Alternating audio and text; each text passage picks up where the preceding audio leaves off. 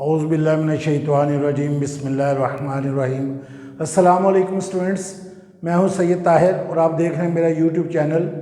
सबसे पहले तो कहना था कि नए आने वाले व्यूअर्स जो हैं चैनल को सब्सक्राइब कर लें और साथ ही बेल आइकन का बटन भी प्रेस कर लें। व्यूअर्स, जैसा कि आपको पता है कि हम पार्ट्स ऑफ स्पीच कर रहे हैं और पार्ट्स ऑफ स्पीच का नाउन का चैप्टर हमारा कंप्लीट हो गया और आज इंशाल्लाह ताला हम शुरू करेंगे सेकंड चैप्टर दी प्रोनाउन। तो प्रोनाउन करने से पहले मैंने टेबल बनाया है, क्योंकि जब तक ये टेबल आपको समझ में ना आए आप प्रोनाउंस जो है ना वो सीख नहीं पाएंगे। लिहाजा व्यूज़ आपने याद रखना है कि इंग्लिश में कोई अगर पूछे कितने पर्सन्स हैं तो आपने कहना है 3 पर्सन्स हैं। इंग्लिश में कितने पर्सन्स हैं? 3 पर्सन। फर्स्ट पर्सन कौन से हैं? आई और वी। आई और वी फर्स्ट पर्सन है। ये ऊपर सब्जेक्टिव केस है, आई वी का सब्जेक्टिव केस। आई और वी उर्दू में मैं लिखा है, उर्दू में इसे कहते हैं फाइली हालत, इंग्लिश में कहेंगे सब्जेक्टिव केस। और आई और वी फर्स्ट पर्सन। आई का ऑब्जेक्टिव केस क्या है, यानी इसकी मफूलियत क्या है?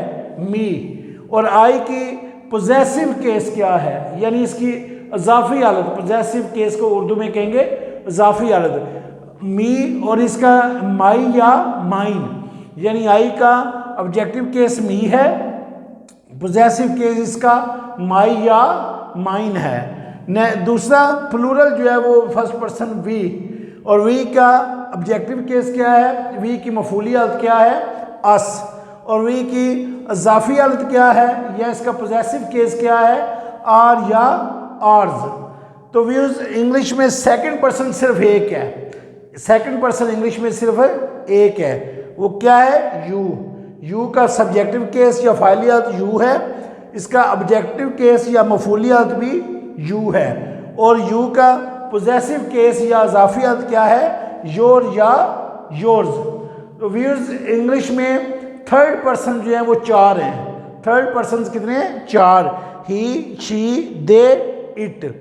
ही का ऑब्जेक्टिव केस यानी ही की मफूलियत हिम है, और इसका इजाफी हालत यानी पोजेसिव केस हिज है, और शी का ऑब्जेक्टिव केस यानी शी की मफूलियत हर है, और इसका पोजेसिव केस यानी इजाफियत हर या हर्ज है। और दे का मफूलियत दे की यानी ऑब्जेक्टिव केस देम है, और दे का पोजेसिव केस यानी इजाफियत देयर या देयर्स है। और व्यूअर्स स्टूडेंट्स ये इट है, इट का ऑब्जेक्टिव केस क्या है? इट है, और इट का इजाफी केस क्या है? इजाफी हालत इट की यानी पोजेसिव केस क्या है? इट्स। तो व्यूअर्स ये आपने सारा टेबल अच्छी तरह याद करना है कि इंग्लिश में कितने पर्सन्स हैं और इनके ऑब्जेक्टिव केस कौन से हैं, सब्जेक्टिव केस कौन से हैं, पोजेसिव केस कौन से हैं।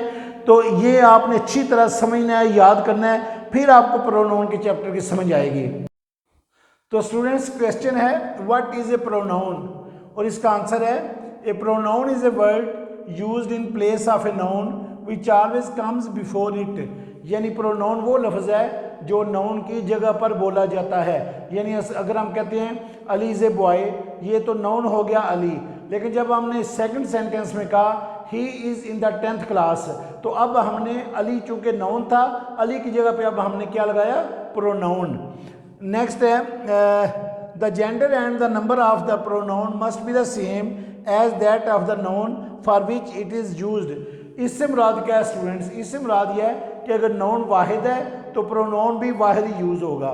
इस तरह अगर नाउन मुज़क्कर है तो प्रोनाउन भी मुज़क्कर ही होगा। यानी अगर नाउन अली है तो आगे फिर हम प्रोनाउन हम क्या करेंगे? ही लगाएंगे, शी नहीं लगाएंगे।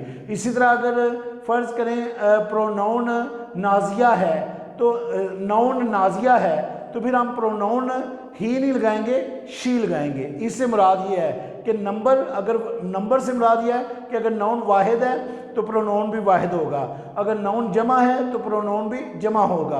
और जेंडर से मुराद ये है कि अगर नाउन मुज़क्कर है तो प्रोनाउन भी मुज़क्कर होगा, और अगर नाउन मुअन्नस है तो प्रोनाउन भी मुअन्नस होगा। For example Ali is a student of the 10th class, he is in the good books of his teachers. अब स्टूडेंट्स देखें, अली यहाँ पे नाउन था तो हमने फिर क्या किया? आगे ही लगाया है। क्योंकि यहाँ पे हम इसका जेंडर जो है वो फिर चेंज नहीं हो सकता था। यहाँ पे ये अली मुज़क्कर है तो हमने फिर ही लगाया है, शी नहीं आ सकता। इस तरह यहाँ पे फिर हमने हिज लगाया है। तो स्टूडेंट्स नेक्स्ट क्वेश्चन है, what do you mean by personal pronouns. Personal pronouns इसकी डेफिनेशन है, ए personal pronoun is called so because it stands for, यानी इसे पर्सनल प्रोनाउंस क्यों कहा जाता है, इसलिए नंबर 1 द पर्सन स्पीकिंग, बात करने वाला, मसलन आई वी, बात करने वाला कौन सा होगा, आई होगा, और अगर प्लूरल होगा जमा होगा तो वो वी होंगे, ज़्यादा होंगे। इसी तरह द पर्सन स्पोकन, जिससे बात की जा रही है, यानी अगर मेरे सामने एक स्टूडेंट खड़ा है और मैं उससे बात कर रहा हूँ तो मैं आई हो गया, और जो सेकंड पर्सन है वो क्या हो गया, यू। और next the person spoken of, जिसके मुतल्लक बात हो रही हो, यानी he she it. Students next है, what is reflexive pronoun. We use reflexive pronouns when the subject and object refer to the same person और थिंग, यानी हम रिफ्लेक्सिव प्रोनाउंस यूज़ करते हैं जब फाइल ही मफूल हो, यानी अगर एक बंदा कहता है कि मैंने ये काम खुद किया है तो यहाँ पे मैंने हो गया फाइल और खुद मफूल, यानी फाइल ही जब मफूल हो तो उस वक्त हम यूज़ करते हैं reflexive pronouns. For example I cut myself, he hurt himself.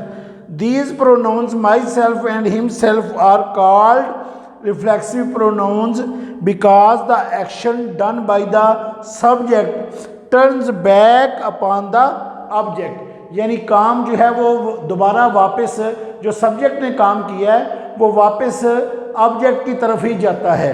यानी आई कट माई सेल्फ, वो कहता है मैंने अपने आप को काट लिया, फाइल ने ही मफूल का काम किया है। और नेक्स्ट ही हर्ट हिमसेल्फ, फाइल ही मफूल है यहाँ पे।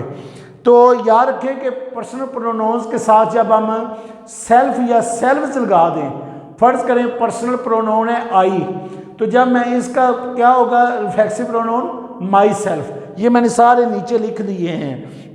फॉर एग्जाम्पल माई सेल्फ, आई का पर्सनल प्रोनाउन माई सेल्फ है, वी का पर्सनल प्रोनाउन आर सेल्व्स है, यू का पर्सनल प्रोनाउन योर सेल्फ है, ही का पर्सनल प्रोनाउन हिमसेल्फ है, शी का पर्सनल प्रोनाउन हिमसेल्फ है, सॉरी हर सेल्फ है, और दे का पर्सनल प्रोनाउन देम सेल्व्स है, और वन का पर्सनल प्रोनाउन वन सेल्फ है। एक और बात मैंने स्टूडेंट्स आपको बतानी थी कि ये तो मैंने पर्सनल प्रोनाउंस आपको बताया है और रिफ्लेक्सिव प्रोनाउंस बताया है। अगर कोई आपसे पूछे कि क्या इम्पर्सनल प्रोनाउन भी कोई होता है, हाँ याद रखें इंग्लिश में इम्पर्सनल प्रोनाउन जो है वो एक ही है, वो है इट। इट को क्या कहते हैं, इम्पर्सनल प्रोनाउन, और जो यानी जो बेजान चीज़ों की तरफ इशारा करता है, इट। तो लिहाजा आज मैंने आपको ये सारा टेबल जो है वो आपने समझाया मैंने आपको, आपने अच्छी तरह याद करना है। फर्स्ट पर्सन कौन सा होता है, सेकंड पर्सन कौन सा है, थर्ड पर्सन कौन सा है, इनका सब्जेक्टिव केस क्या है, ऑब्जेक्टिव केस क्या है, पोजेसिव केस क्या है, वो आपने टेबल अच्छी तरह याद करना है। फिर मैंने आपको डेफिनेशन समझाई है, पर्सनल प्रोनाउन, प्रोनाउन क्या है, पर्सनल प्रोनाउन क्या है, रिफ्लेक्सिव प्रोनाउंस क्या है। आज के लिए इतना ही काफ़ी है। ये स्टूडेंट्स आपने अच्छी तरह याद करनी है, समझनी है। अपना बहुत ज़्यादा ख्याल रखिएगा। अल्लाह हाफिज़।